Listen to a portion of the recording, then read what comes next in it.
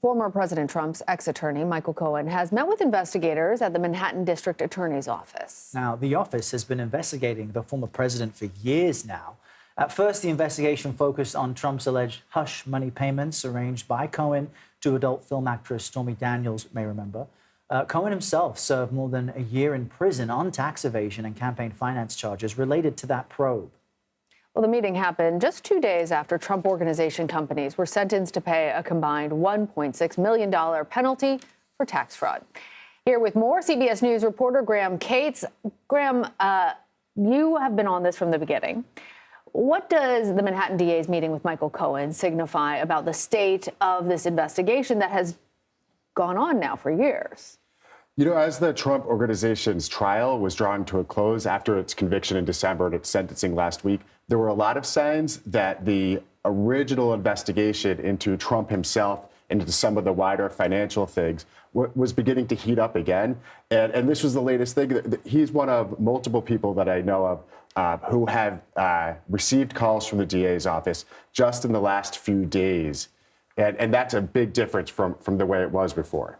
And talk to us more about that, because what's fascinating about Michael Cohen in general is that he was really one of the first high-profile people we saw flip on the president at that time.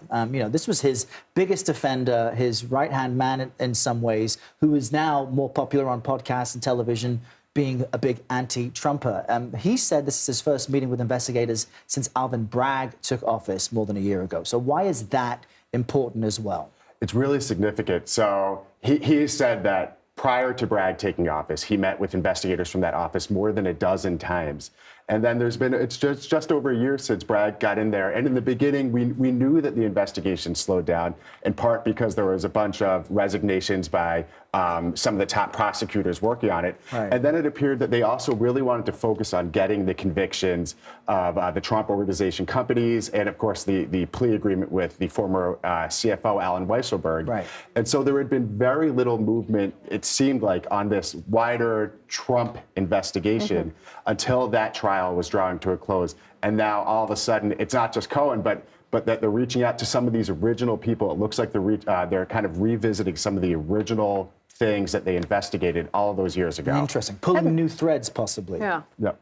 You know, it's interesting, the Weisselberg comparison, because he was also part of the inner circle, worked with the Trump team for most of his career. But he was a hostile witness in many cases. What kind of credibility does Cohen bring to this investigation? So Cohen did go to prison, federal prison, for crimes related to some of the things that they're investigating. But what's interesting is that in New York, courts have kind of repeatedly determined that the evidence he's presenting and his words do bear weight.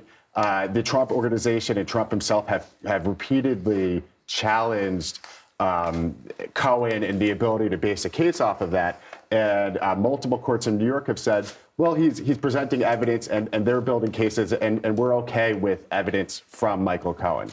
Interesting. All right. Graham Cates, thank you. Thank you. Good to see you, Graham.